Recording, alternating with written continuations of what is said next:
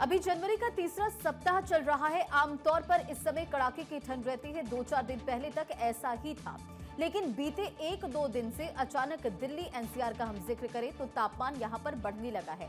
मौसम विज्ञान विभाग के जो ताजा पूर्वानुमान है उसमें बताया गया तापमान में बढ़ोतरी का ये जो दौर है गुरुवार को भी जारी रहेगा। देश के कई हिस्सों में कड़ाके की ठंड के बाद अब मौसम में बदलाव के संकेत भी मिल रहे हैं।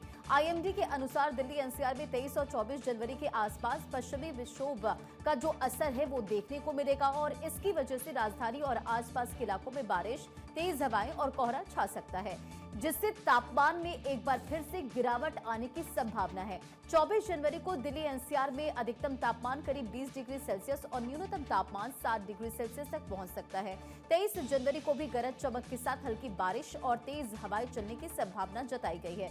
इस दौरान सुबह और देर रात के समय मध्यम स्तर का कोहरा भी छाया रह सकता है और इसे लेकर मौसम विभाग की तरफ से अलर्ट जारी किया गया है। देखिए, मौसम विशेषज्ञों का कहना यह है कि बारिश और तेज हवाओं में मौजूद धूल और प्रदूषण के कण साफ होंगे, जिससे वायु गुणवत्ता के बेहतरी की उम्मीद जताई जा रही है। हालांकि बारिश के बाद अब ये मान के चलिए कि अगले 2 से 3 दिनों तक ठंड और ज्यादा तेज हो सकती है, जिससे लोगों को सुबह और रात के समय ज्यादा ठिठुरन महसूस होगी।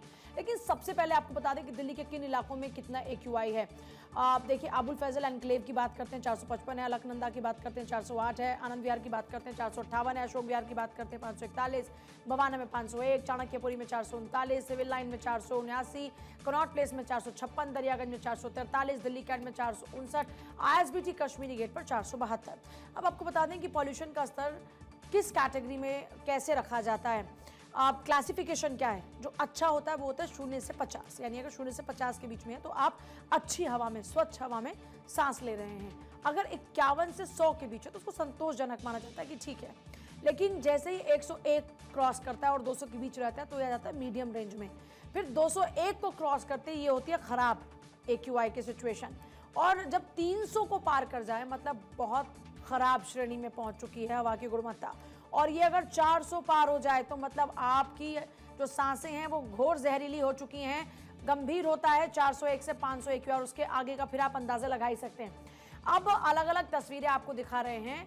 दिल्ली में शीतलहर का कहर जो है वो थोड़ा सा घटता नजर आता है, क्योंकि मौसम विभाग का अनुमान ये है कि आने वाले दिनों में 20 डिग्री सेल्सियस दिन का तापमान रह सकता है। मतलब जो भी कड़ाके की सर्दी आपको परेशान कर रही थी वो दिन में आपको धूप के जरिए परेशान भी, मतलब धूप के जरिए आपको परेशानी हो सकती है, गर्मी आपको महसूस हो सकती है। बिल्कुल। और पूजा, अचानक से मौसम में ये बदलाव भी देखने को मिला, लेकिन वेस्टर्न डिस्टर्बेंस अब जिस तरह से सामने आए इसकी वजह से कई ऐसे इलाके जहां पर बारिश की संभावना मौसम विभाग ने जताई है। तो दिल्ली में शीतलहर का कहर अभी नहीं है, लेकिन कई ऐसे इलाके जहां पर भीषण ठंड पड़ रही है। और सबसे बड़ी बात पॉल्यूशन, अगर बारिश होती है तो पॉल्यूशन पर हम कह सकते हैं कि बहुत अच्छा असर पड़ सकता है, यानी कि जो पॉल्यूशन है ये घट सकता है डेफिनेटली। क्योंकि देखिए, बारिश होगी तो बारिश के होने से जो AQI का लेवल है वो बेहतर होगा। अभी जो आप कहीं पर 400 कहीं पर 500 की जो गुणवत्ता है, इसको गुणवत्ता कहें या आप समझ लीजिए कि जो जहर है आपकी हवाओं में, आपकी सांसों में, वो थोड़ा बेहतर हो सकता है। इंडिया गेट, कर्तव्य पथ, अक्षरधाम, एम्स, ITO की तस्वीरों को आप देख रहे हैं। अब आपको तस्वीरें दिखाते हैं आगरा की। यहाँ भी भीषण ठंड से लोगों के हाथ पैर कांप रहे हैं। मतलब देखिए, कुछ इलाके ऐसे हैं, जैसे दिल्ली की बात करते हैं तो यहाँ पर दिन में थोड़ी थोड़ी गर्मी महसूस हो रही है, लेकिन आगरा की बात करते हैं वहाँ पर लोगों को हाथ तापने की जरूरत पड़ रही है। वो लोग अलाव का सहारा ले रहे हैं, वहाँ पर हाथ पैर कांप रहे हैं। अब तस्वीरें आपको दिखाते हैं और क्या कुछ कह रहे हैं वहाँ के लोग, वो भी सुनवाते हैं।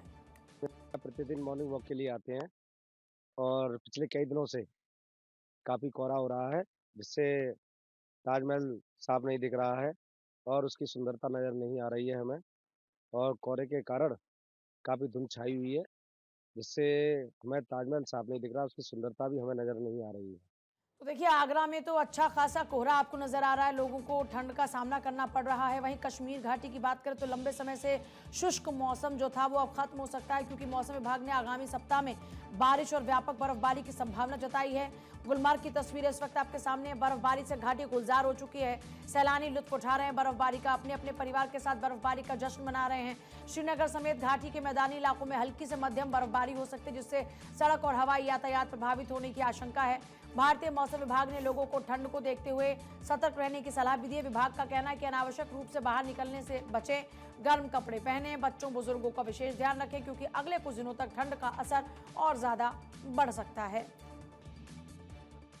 स्लज बहुत अच्छा है, मतलब ऑलमोस्ट अच्छे से लेके जाते हैं और अच्छे से लेके आते हैं, तो इतना कुछ लग रहा नहीं है, बेस्ट लग रहा है बैठ के। फर्स्ट टाइम ऐसे एक्सपीरियंस हुआ है कि कोई खींच के अपन को आगे लेके जा रहे हैं, तो बहुत अच्छा है। ठंड भी है ऊपर, मस्त लग रहा है, उतना वो लेके भी जा रहे हैं। जिनको चलने नहीं जम रहा है उनके लिए तो बेस्ट है ये, मतलब उन लोग लेके भी जा सकते हैं, लेके भी आ सकते हैं, तो मेरी सबसे बेस्ट मेमोरी है। बहुत अच्छा हमारा रहा है घूमना, और यहाँ पे स्नोफॉल भी है आज के दिन, और बड़ा मजा आया हमें। गाड़ी काफी अच्छी लगी है, हमने खूब एंजॉय किया।